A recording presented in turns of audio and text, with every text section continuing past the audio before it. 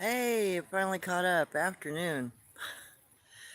So, today's live is going to be about Uncle Ong's reincarnation dream that brought him here to the West Coast, the reason why he immigrated from the Appalachians. But I kind of want to show what's been going on in this spot, so I'm going to turn this around real quick. Uh, because the trade spot where the kitties have been has new tools. And there's some new markers on the trail in. I think the kids are a little afraid of me coming back here. Hey Pat, how you doing? So I'm gonna film that stuff on the way out and probably just post it as a short or maybe a video. So yeah, I figured I'd come back down in the same area, see if anything occurs. I did have a very unusual bird call, so I sat down here, but unfortunately I wasn't rolling yet. Hopefully a little squawk again. I'm actually polluting my lungs, so that's why I'm staying on the back side of the camera. And I'm going to give it about, 5 minutes of me just yammering for a second so people can get in. So Uncle Ong, if what he said was correct, and he was almost 10,000 years old when he died, I know his day of birth was March 28th, but his year of birth was probably something like 7,776 BCE, if I got my calculation right. So he had a lot of personal history he could talk about, plus his, like, oral tradition from his people. But his people believe in reincarnation. The wild men believe in reincarnation. And for the first couple of hundred years of his life, he had a reoccurring nightmare about a primate-looking woman being bitten in half by an Allosaurus. And he knew he was in love with her, and it hurt very much. So he had this nightmare. And he didn't know when or where the nightmare was coming from. So he started, working with his own psyche and trying to see other things or look down in the dream so he could see where he was. And he finally got, after, he said it took him almost 2,000 years to get enough of the reincarnation dream together to actually know which direction to go or where the location possibly was. So he diligently worked on himself until he could find the location. He knew it was somewhere west, because he'd also had several connecting dreams about locations between the west coast location here and the Appalachians he was born in. So he first concentrated on going and finding those places, and then he finally made it to the west coast. Now the area that he came to was here in Oregon, and the marker tree that he made with all the hearts in it, the trident, he made that when he decided he was going to stay here and not move back home till he passed. So he found the location. He said it took him about 25 years to find his way, taken across the United States to get here, but he finally found it. And currently, the location is still in existence because it was a mud flat. So he was looking for an area here when we still had an inlet ocean, and he was living in the dream, his reincarnation, he was living in that inlet ocean area in a mud flat. And the area is petrified rock currently. So it's a basalt runner about, God, I'd say maybe half a mile long and probably 500 yards across in some areas. And it's got two layers because that area had been an inlet ocean at two different times in our continent's history. So one layer of bedrock is preserved at 140 million years. The second layer is actually coral preserved on top of it, and that runs 94 million years old. So the bedrock that's 145 million years old is the timeline of his reincarnation dream. Now, he described the area to me, and so did my father, because my father went and found the area. He located it after he met Uncle Ong, because he wanted to know if the old man was lying to him or not. And the old man wasn't. Uncle Ong wasn't lying in the least. I ended up having to follow my dad's description of the waterways in order to find the location. But it's got tracks preserved in it. You can see where the old mud geyser was. I haven't found the petrifying mineral spring yet, but I have a good idea of where it might be. It's one of the things that he talked about. So what's preserved in the bedrock are some of Uncle Ong's footprints from that time, and he saw himself as a Bigfoot-looking person. He was not a wild man. He recognized himself as a form of Bigfoot. He knew he was a Sabe, and he knew that he was in the reincarnation that he had definitely lived in that area. There still are Sabe that live in that area. So what he described the area looking like at the time, and there are dinosaur tracks down there too, along with like prehistoric elk tracks, something that looks kind of like a direwolf track. It's flipping huge. Um, yeah, part of it's on private property, and that's the part that I have access to. The other part's on public, which I also have access to. But the public side was something my not father, but Uncle Ong had arranged to make sure it was preserved. That's why it's in public ownership. The private piece of property he couldn't buy at the time to donate it, and he asked me to, but I do know the landowners, they don't have complete access or control to the deed to it anymore. They'd like to have the land purchased, and they'd like to be custodians of it because they're aware of what's on their property.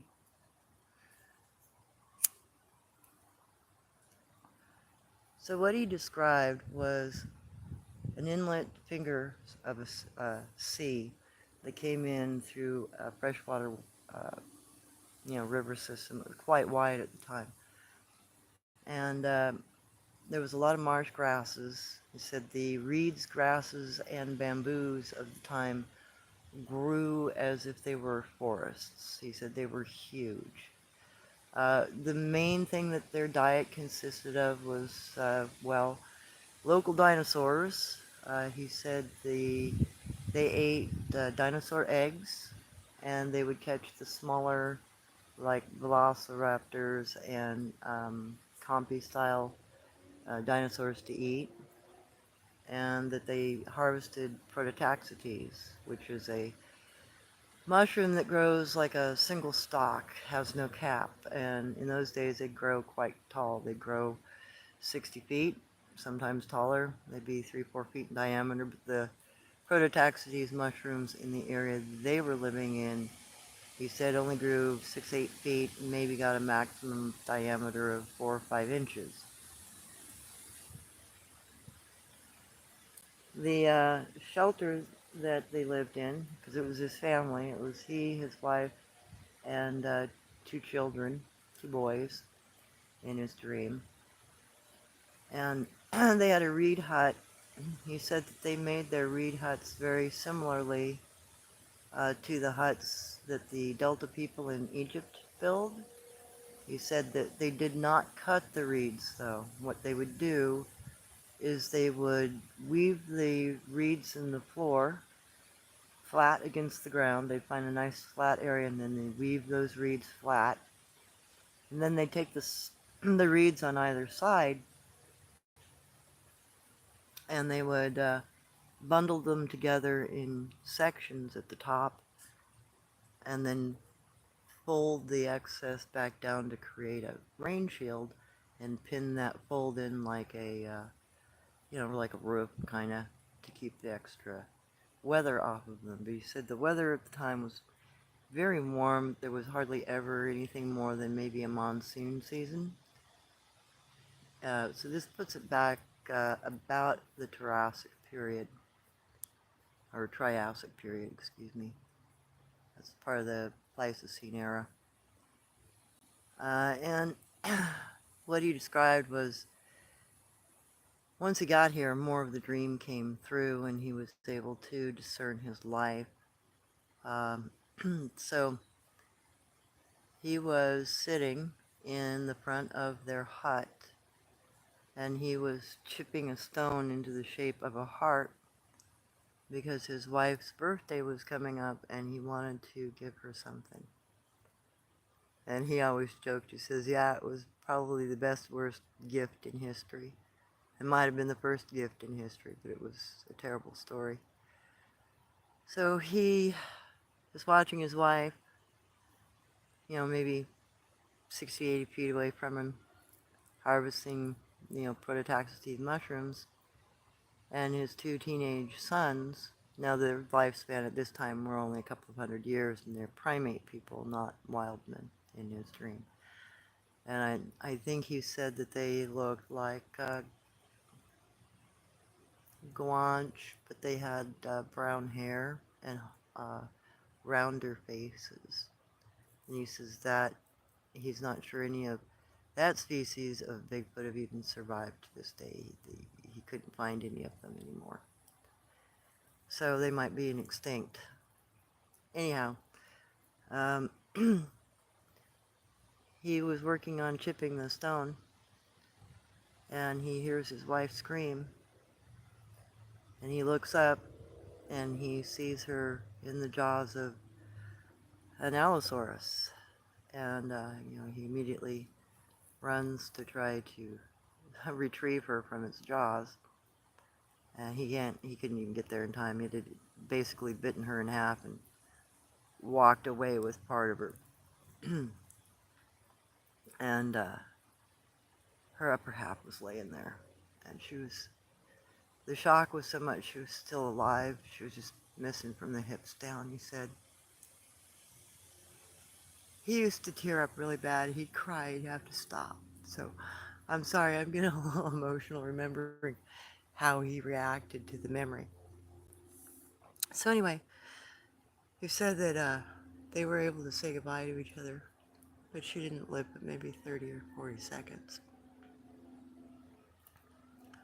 So he immediately started screaming and banging rocks together to call his teenage sons home from hunting because they were out, trying to catch game that day for the family that evening. And they came. Took them about 20 minutes. And, well, I keep getting knocks in this area. Anyway, they decided they were going to hunt down the Allosaurus, and they were going to kill it. It took them 2 days, and they did. They finally found a location where they could, like, force it into and it couldn't get out of. And they bludgeoned it with rocks from above until they could spear it from below.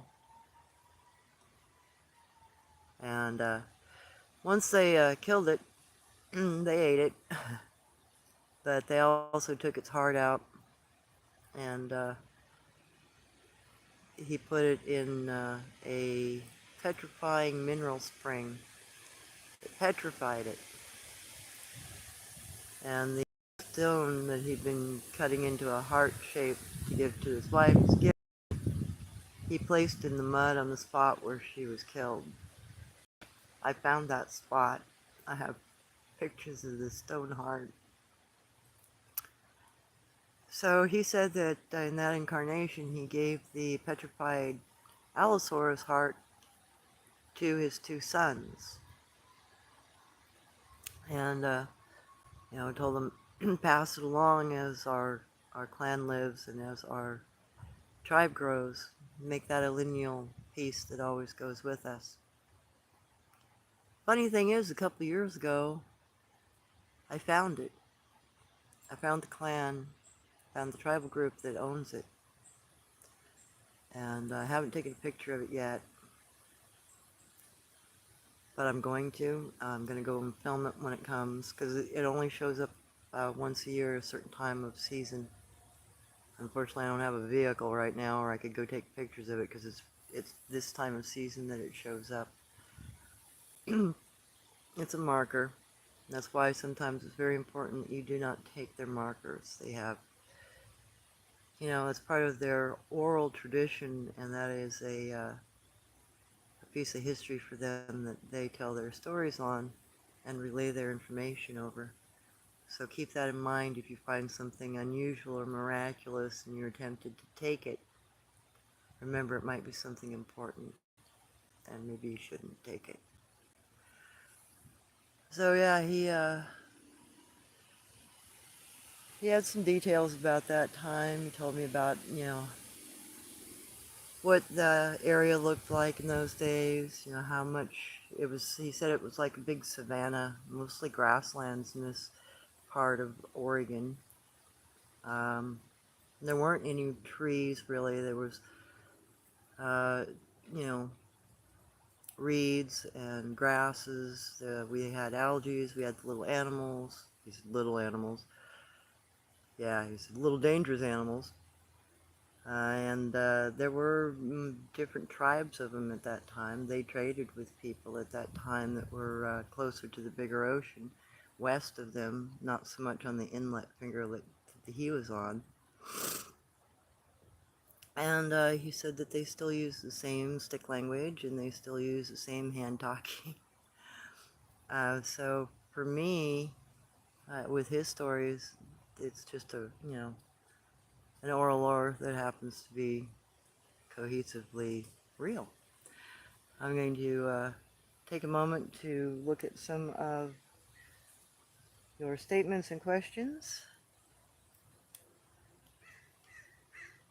And thank you everyone for coming today and sitting here with me and letting me yammer at ya. Hey Lauren. Yeah, it's a pretty wild story. Hey Jason, how you doing? Well, I usually don't go by my first name. I usually go by my grandmother's because that's my middle name, Awisa. I only know one other person in the United States that has that name as their middle name. She's a cousin of mine. So you can call me Awisa. That's okay. And it's spelled Owyssa. Oh, and I wanted to let you know I have, all lowercase, Northwest Native Tracker at yahoo.com, an email now for, stories and contact. If you guys are interested in giving me feedback or you need some more clarification on something I've said in a shorter video, please feel free to email me.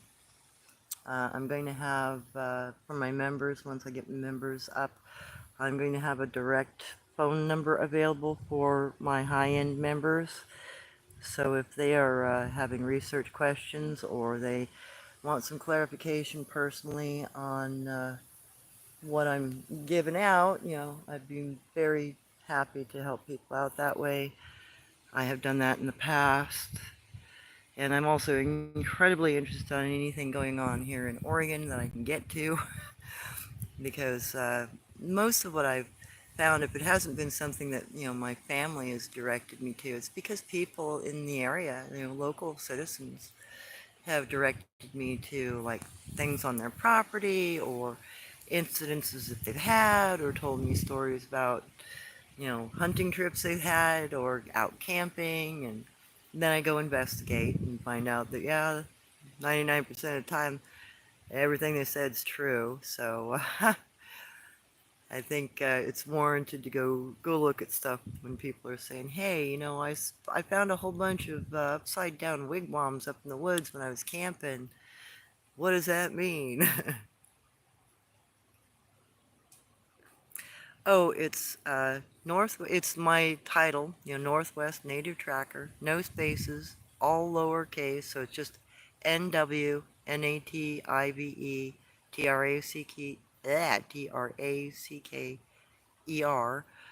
at yahoo.com. Oh yeah, Owyssa is spelled Owyssa.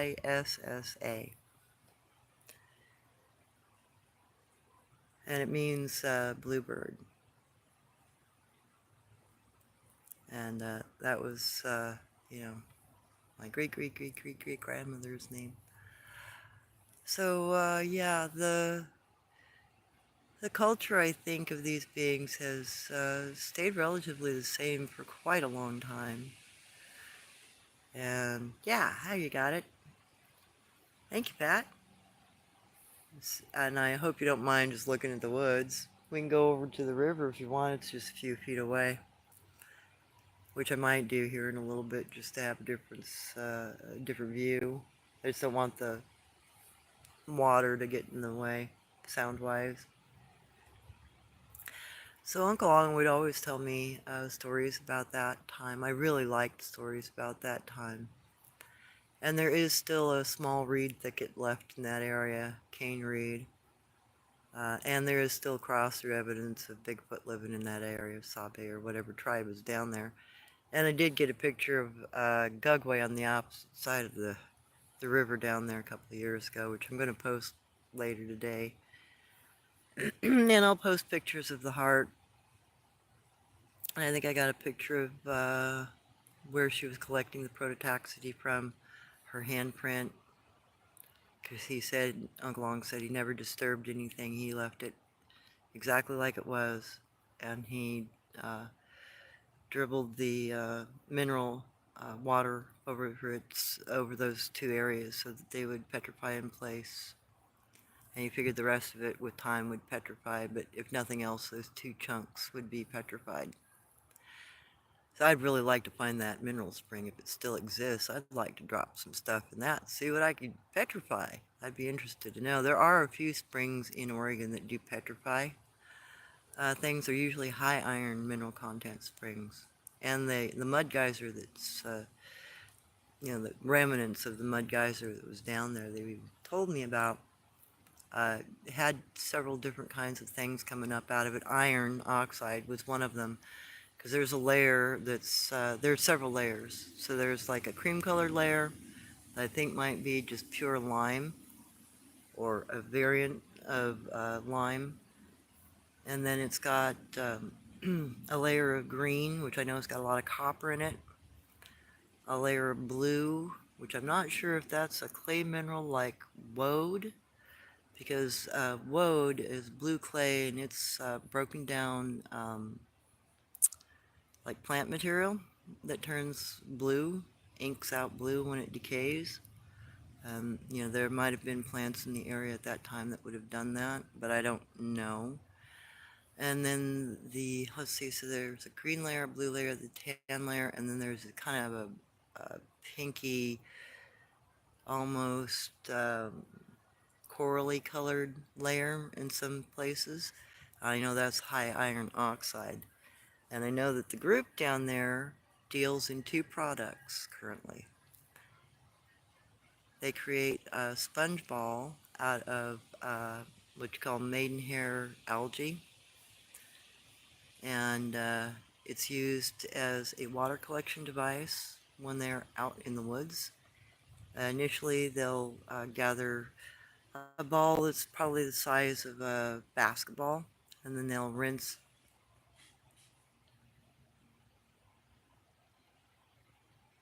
I think that was some deadfall out of a tree.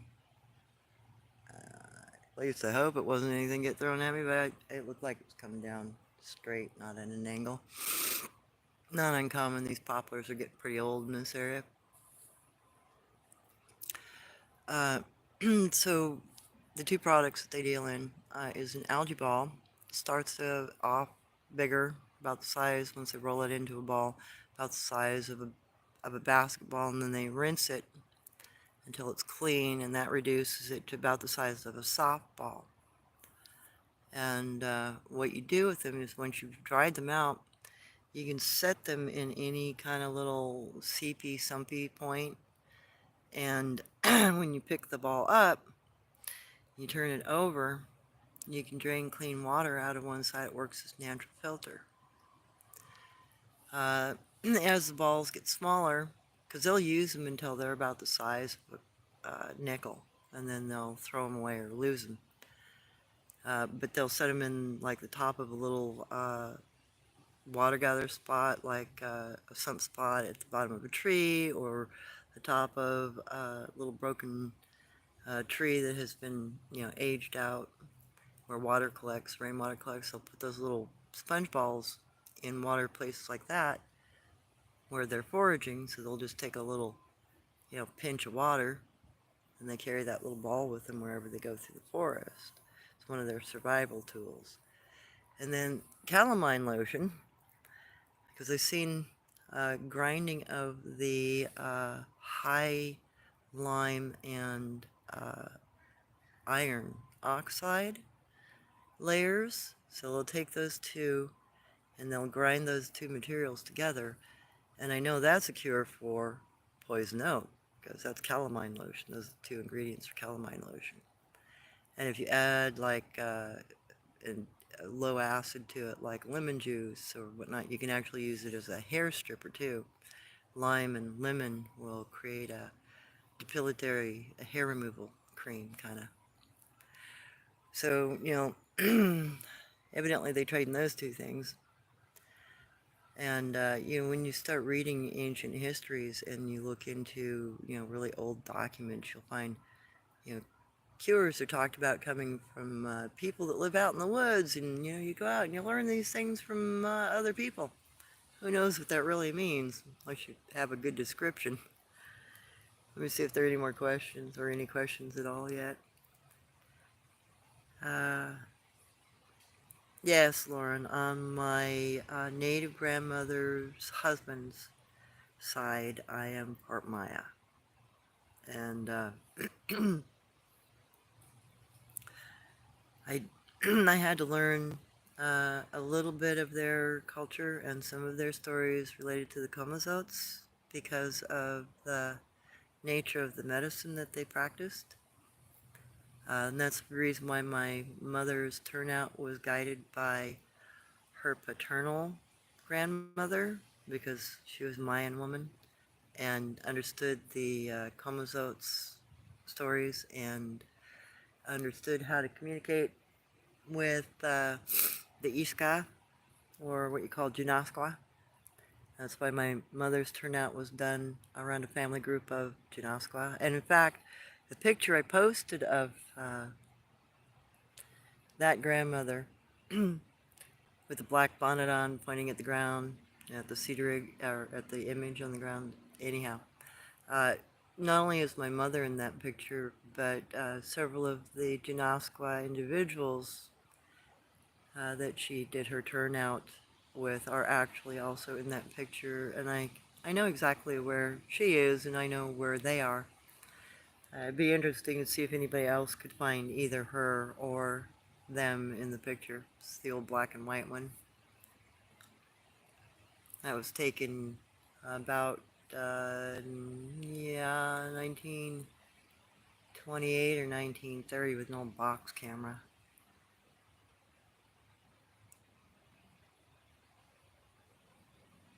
Oh no, I don't mind relaying what kind of native I am. Yeah, I do have a few arrowheads, and in fact, the London Trackway area actually has a washdown area. There's a little stream that's on private property. Unfortunately, I don't know the people anymore.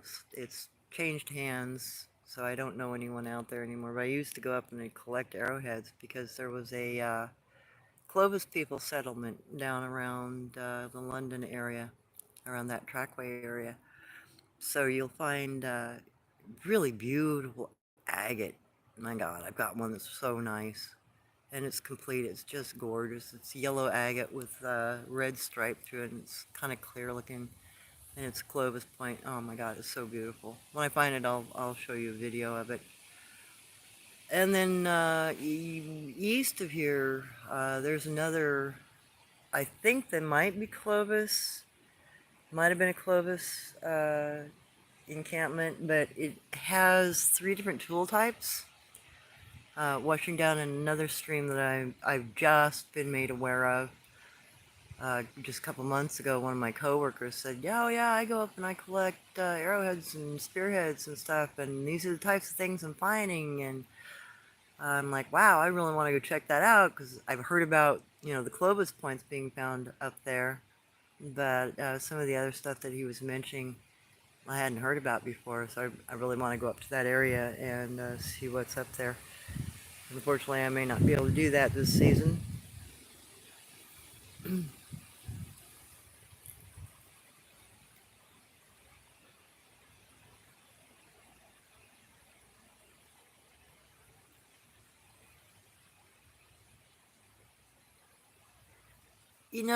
Maya Blue Point paint. Funny you should mention that. Because there's a strange anomaly that happens in the pond systems around here.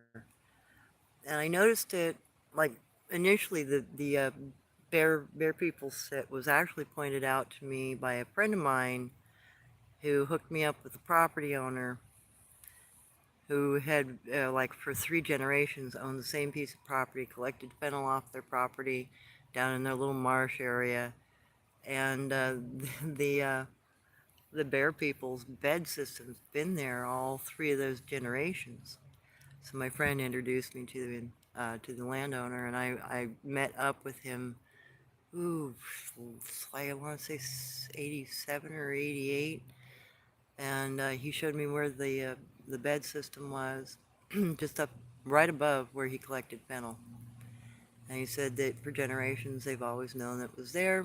They've never been bothered by them, and they just collect their fennel and stay out of those guys' way. And I think the final word on the property was that the family, because he said that he didn't have anybody to give the land to, so it's been donated into the estuary system here, and that's why it's protected now, thankfully.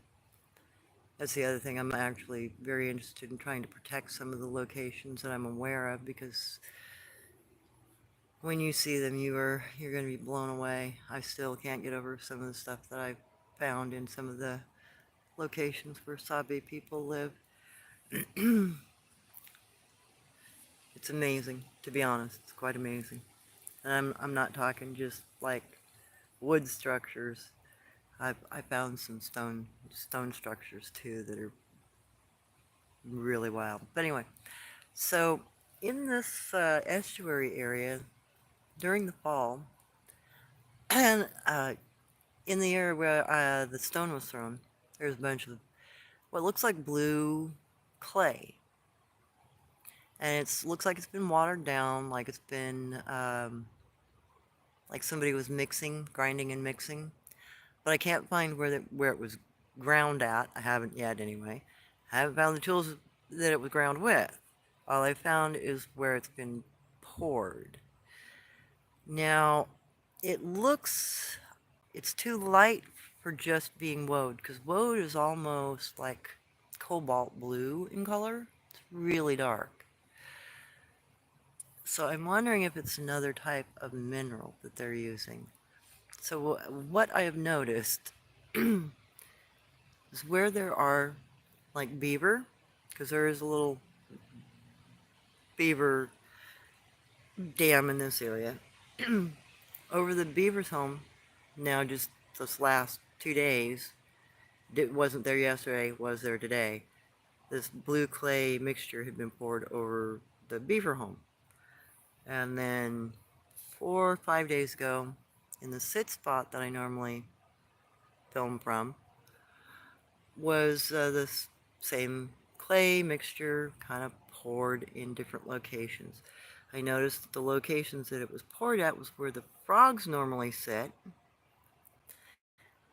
and where fish had been caught. So I'm a little puzzled by that. I have seen that in other areas, like down in the redwoods when I was a kid. And my mom would say, yeah, that's woad, and she'd say copper ore.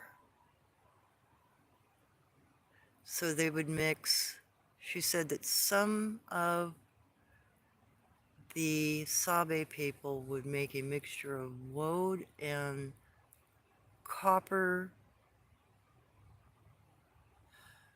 like to make a pigment with it. And I can't remember. I'm gonna have to think about that one. See, a lot of this I have to recall all of this information. I've got so much stuff plugged into my head. I have to sit and think, sometimes for a couple of days, pull all the little memories out to get enough details to actually relay part of the story to you guys. And that's unfortunately kind of how any kind of oral tradition goes, because though you're told the story repeatedly, in some instances, sometimes you're only told the story a couple of times and you're expected to self-repeat, you know, in your head so you can remember the story. And then, you'll be asked a month or two later or 6 months later, can you tell me the story about blah, blah, blah? Oh, okay, yeah, I know the story of Coyote. And then you have to tell the story back.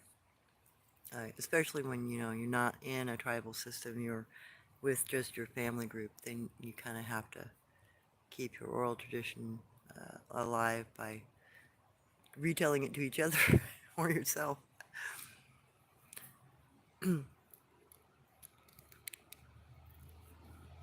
So, yeah, any suggestions that you have, and people who would like to maybe be, you know, once I get to a point where I might need a person to help me monitor my channel, maybe some of you might be interested in helping me do that.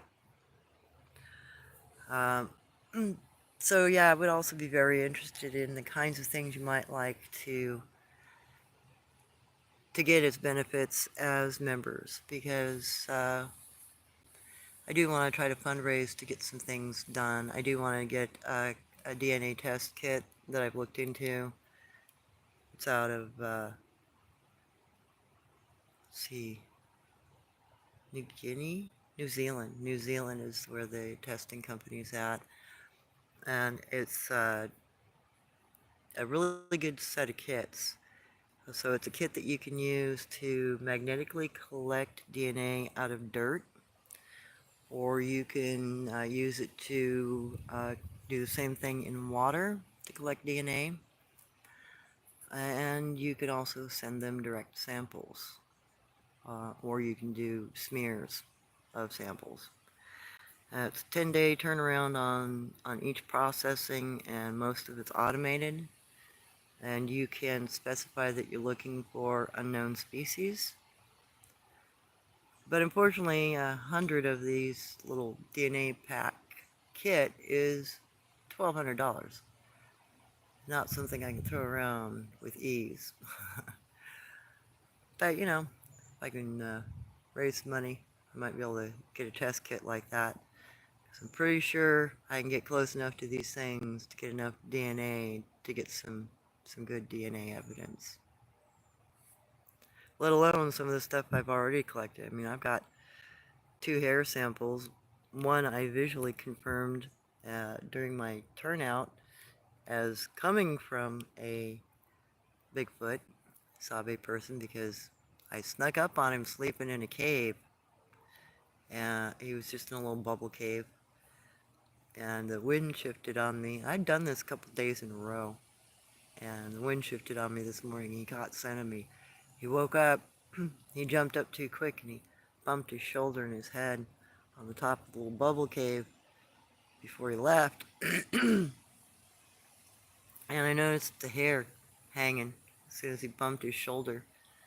And he went out the back side of the cave, so as soon as he was clear, I went up and I grabbed, a clump of maybe 20, 30 hairs. I still have that. Collected that when I was 15. I've been carrying it around all my life. And then, 2000 and, I think it was 2011, maybe 2010, I was able to trade for some guanche baby teeth. So I've got, I think, 2 whole teeth and 2 broken teeth, if I didn't lose any of them. So those would be something I'd like to get tested, those three things. And then I do know where I can find a bone chip from a red bone person here in Oregon, because I know where one had been attacked. I know where the bone chip is laying out in the desert. There might be enough DNA in it to get a bearing on what kind of species it is. I'm going to take another read here.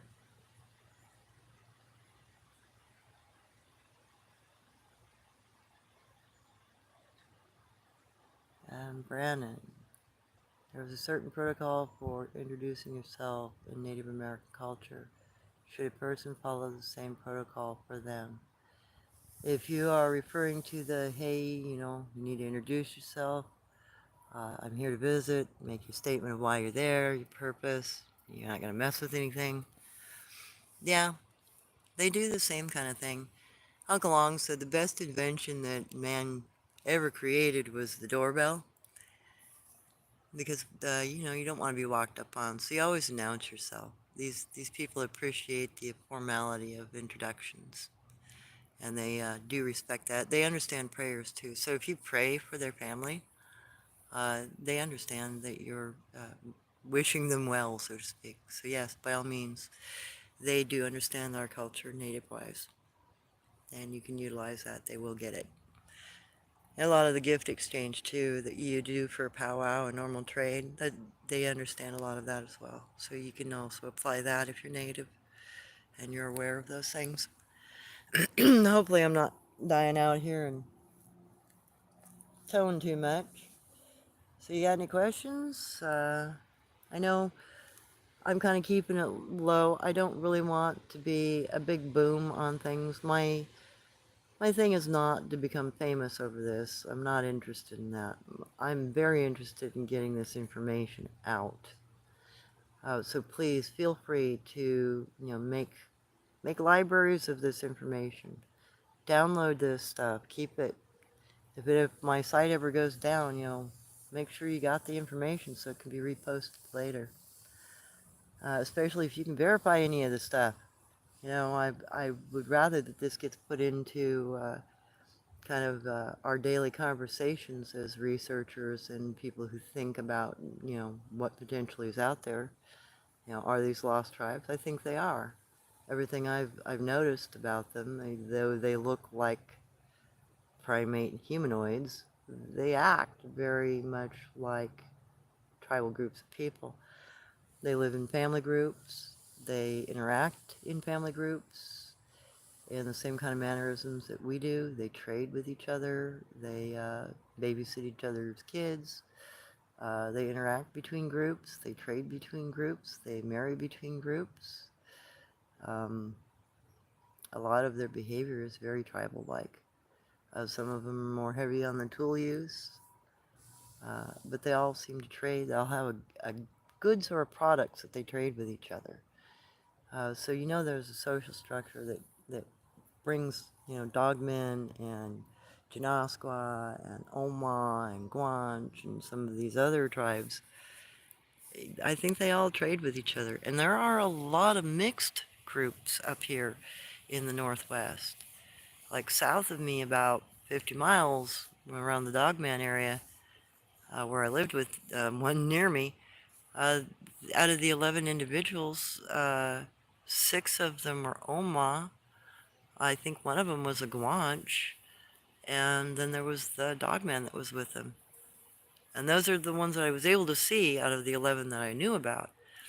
Because what they'll do when they introduce themselves, they'll, the one that wants to make a greeting will be the one that calls to you. And, make sure that you understand, hey, you need to come out, or you need to listen. Hey, listen here. And then each one in the family group, after the first one that you've met, the one that knows you and the one that you see, because you typically only get one liaison. It'll only be one, sometimes two, that will actually let you see them, but it's very rare that you get to see the whole family group. You've really got to be pretty diligent to get that to happen. Like, you got to be in their territory every day, and you got to be there for a minimum of 4 to 6 hours. And I've been there, and I've done that, and I do have a picture of a family group of 10 of them sitting up alongside of a hillside. And like 4 of them are incredibly visible, including one child sitting right out in front, in the open. But yeah, normally you don't get a chance to see more than the one, or you'll have one that interacts with you pretty regularly. So the family group will come to you usually in the evening or at night, and they will hide in a bush line or they will hide up in a hillside, and wherever the individual that knows you is called to you from is where things will start occurring. So the interaction is this.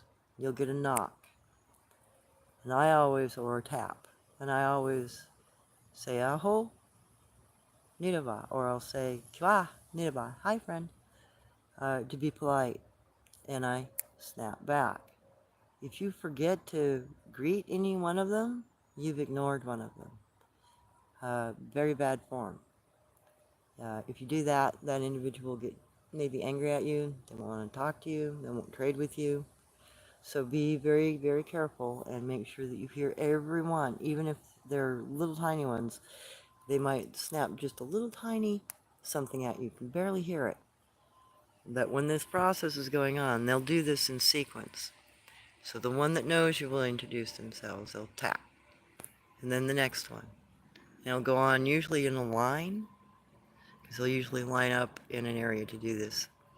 When the dogman brought his family to meet me, they were 30 feet away from my yurt down in the gully.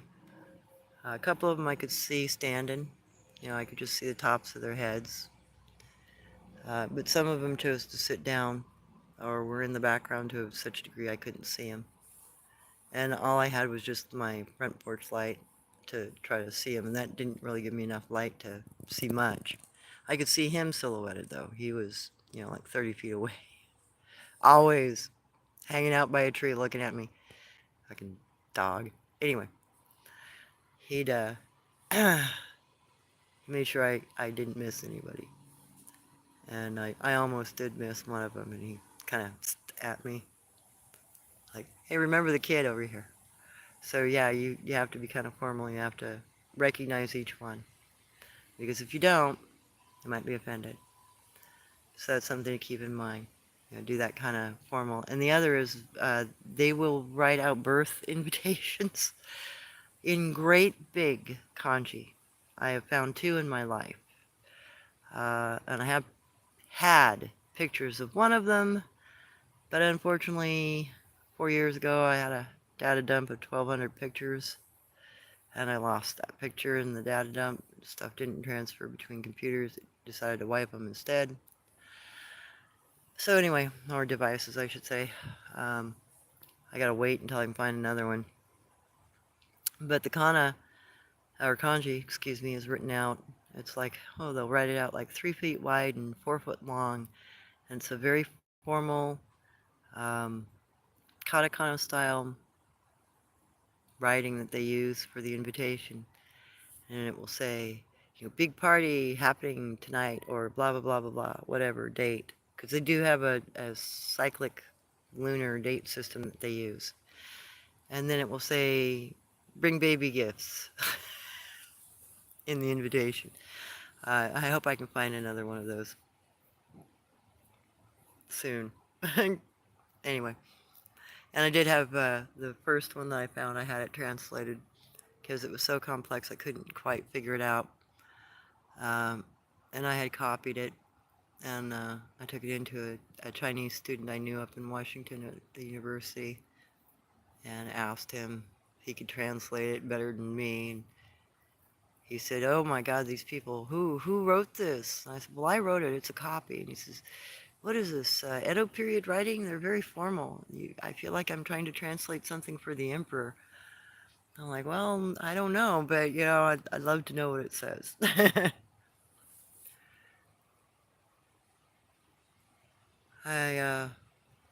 I'm just happy you guys are entertained by my content. I just want to preserve the information. I want it out there. I don't want this kind of information to be lost. And like I said, I'm gonna post a couple more pictures tonight. They're off my computer. I can't transfer photos from my computer to my phone to relay them. So, and I just time constraints, too many of them. So I did another, phone looking at a computer screen. So I'll be posting a picture of a Gugway with a bald head, and a picture that has two Jinaska, two Ishka in it, in the cave system that my mom had me go into. And thinking back on them and looking at the photo that I have, uh, baboon, you know, the more I look at them, they look more like either a crab-eating baboon or a macaque of some kind. So in the one picture, the top figure, the top individual, I've got it you know, profile, so you can see the side of the face really well, and a little top knotty look. That individual looks very much like a tufted macaque almost, or like maybe they're wearing a bun on top of their head. And then the juvenile, or what I think is a juvenile, lower down in the picture, because it's about the same size as the one that tried to push me out of the cave when I was in it. He, I'm assuming it's a he, is sitting on the edge of parapet, and it looks like he's got a rock or an egg or a ball. I don't know what he's got in his hand. He's got something light colored that is round looking in his hands as he's sitting there, and he's looking down at whatever's in his hands. Maybe it's a big grapefruit. I don't know. It's about the size and color, I think, of a grapefruit. And you can't really see his facial structure, but you can see that kind of mandrill looking ruff on his shoulders. So yeah, I'd like other people's opinions on that sort of thing. And here soon once I'm able to get into a vehicle, I've got about half the money saved that I need. It's gonna take me another month and a half before I can start looking for a used vehicle. Unfortunately, I ended up losing one of my vehicles while I was still making payments on it. So I have to finish making payments on the vehicle I can no longer drive. And I can't get another car loan until... So, that's my financial conundrum. And why I'm on foot and on my bus for everything and relying on friends for rides at this point. But, you know, life is what it is. Let me see if there's any more questions.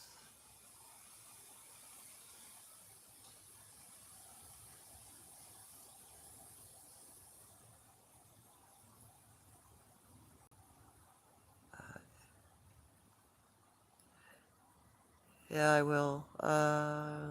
So that's just commenting. Sorry, reading some of your posts there, Pat. Yeah, I'll have to show you where that blue stuff is on things.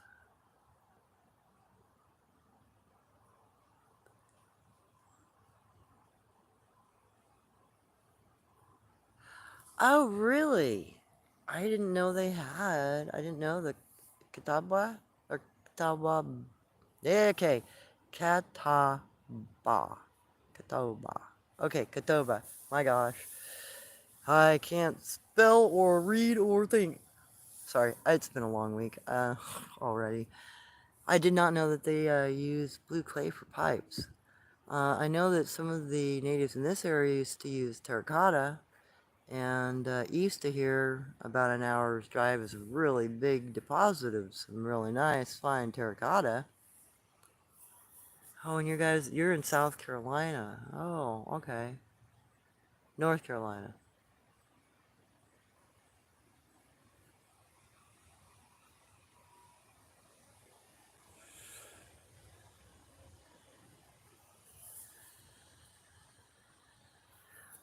Well, the things that I've used in the past have worked really well, and I think I might try it here in this location, because the kids did leave a. They're scared of me. Little image back where they kicked a rock. So what I've used in the past are stuffed teddy bears. Stuffed teddy bears seem to be a pretty big hit. Brightly colored ones, you know, they have several colors. Like the one I used, I found a lot. And the one that was used by the individual youngster that traded teeth with me, he and it was a male. He chose a multicolored teddy bear. I left a bag of like 6 or 8 teddy bears, little stuffed teddy bears that were kind of floppy and fluffy and, like something a kid would like to hug, pillow type, fuzzy. And he had chosen one that had rainbow like tie-dye spotting on it. And for months, he drug that thing all over where he was at. So I'd find that juvenile by where his toy was. And wherever he would be eating or foraging or resting or drinking or whatever, he'd sometimes just leave his toy, his little teddy bear, up underneath a tree. It was always really well taken care of. I mean, it got a little greasy because his hands were a little greasy. But it was always really well taken care of. It was never tore up. It was never overly dirty. And he packed that thing around for months. And I'm pretty sure he probably will keep it into adulthood until it falls apart. So teddy bears are a big hit with a lot of the youngsters. If you're going for something that you might be able to track them later with, colorful teddy bears.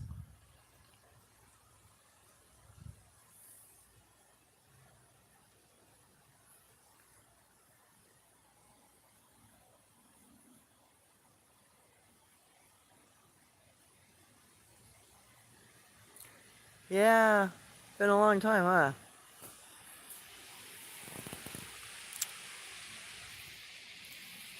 And so it was cool listening to you, and again, and thank you for the information. Yeah, no problem, Pat. And yeah, I'm probably going to cut this at about an hour. At least I'm getting a little better at trying to put things together.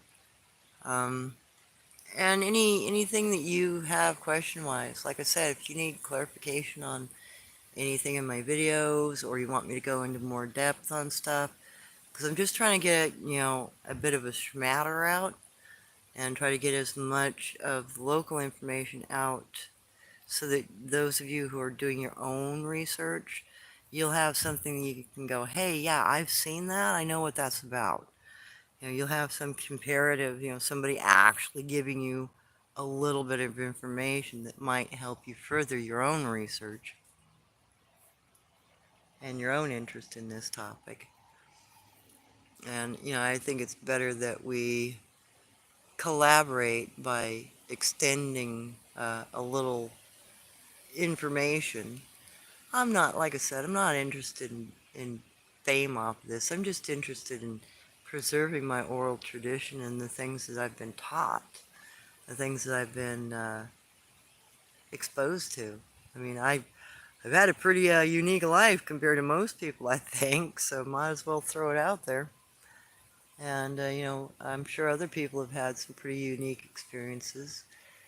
And I know some have had some very positive experiences with these cryptid peoples. And I know some experiences have been kind of negative for people. And I know some have probably been absolutely not good.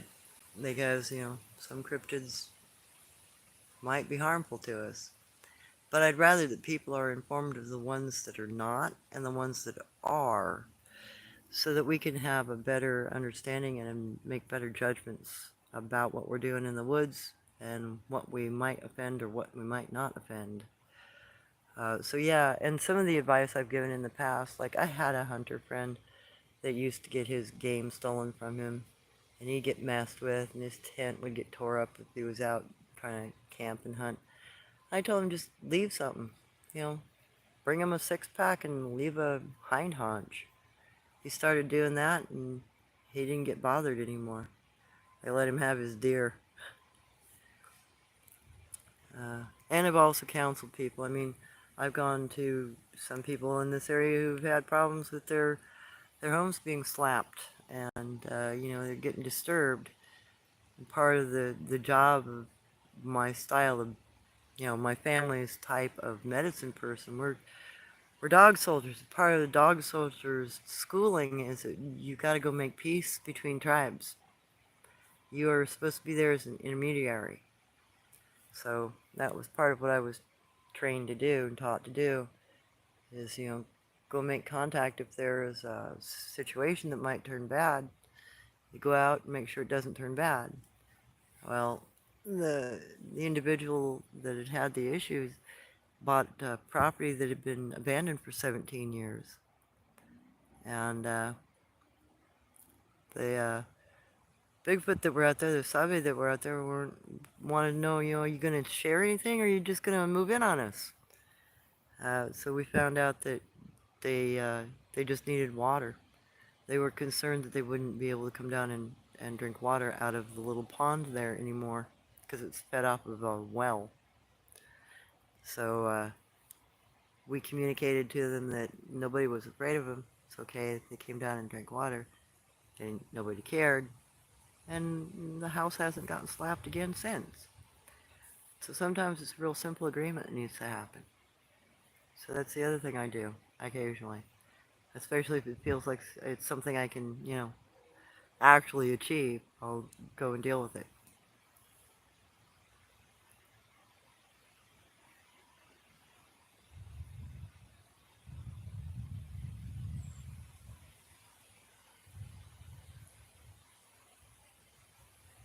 Oh, good, Lauren. I'm glad that this has become useful information for you.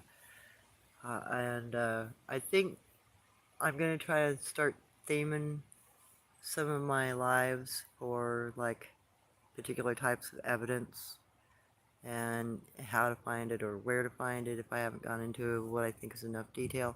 And if you find something in any one of my videos that you need more information about, because I just do a little brief bit of information. I might know something more about, whatever's in the picture, or whatever's in the video. So let me know, and I will do what I can. And if I don't know something, I'll tell you. I simply don't know.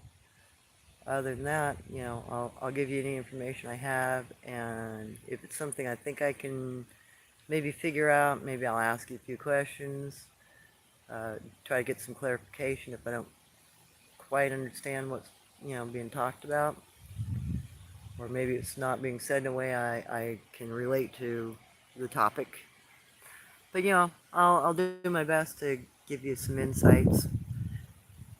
I'm just thinking that, the more brains on the activity, the more chances the activity will have an achieved goal, will actually get somewhere. If you run around and you keep all of your information secret and you don't tell your stories and you don't tell your lore, nobody's going to know anything. You're all going to be thinking myths, and you'll think whatever myth you most believe in. I've thought that about a couple of different kinds of cryptids that I've been later proven wrong because I've seen the dang things. I'm like, okay, that's not a flippin' myth after all. In fact, there's an area where I put a little skeleton back under a bunch of leaves up in Washington. I'd love to see if the skeleton is still there, because if it is, I'm going to scoop it up because of what it is. But I left it back in that state where I found it 14 years ago. Hopefully it hasn't decayed away. I should have scooped it up back then, but I didn't think about it. I was being dumb. Anyway, hope you guys right on. Good job, Lauren. Yeah, and anytime you've got, like, I've had people share a few little pictures with me, like, I didn't realize there were still badger people around. I thought they were pretty much all gone, because there are only a few of them here on the West Coast. I've only ever seen a couple. In fact, the one that likes to sit and watch me eat my lunch, I think might be a badger man, because I think he's got a white stripe down his face, but he's always up underneath that bush so much I can't get a good angle at him to get a good picture, and he won't do any more than show his hands and his feet. He won't let me see his face. And I could probably swim across that part of the river. And I might do it just to go bug him at some point. But I think I better have a friend with me. Somebody's going to have to film that shit. Pardon me. No, I am that curious. I will go go get up in their faces. Doesn't bother me in the least. Well, anyway, I will. I don't know. I'll make an announcement about what my Saturday show is going to be. It's my birthday weekend, so I might do something different. I don't know. I'll think about it. Let you guys know. I'm gonna grab myself some lunch here in this nice little spot, and I'm probably gonna walk on to work. Uh, I just love it out here in the woods. Oregon has got some beautiful areas.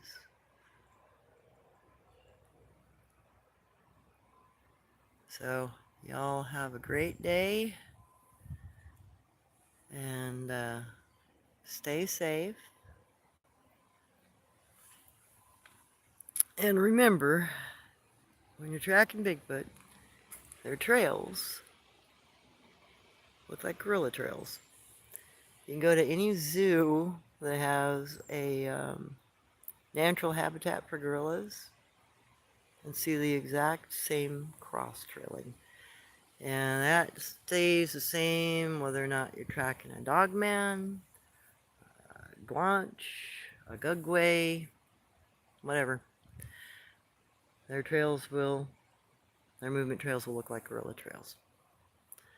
And I figured that out by going and sitting in a zoo for a while and watching gorillas move and interact, and and then I went back out into my territory and went, huh, I'm not watching people move, I'm watching gorillas move. On that note, have a good day.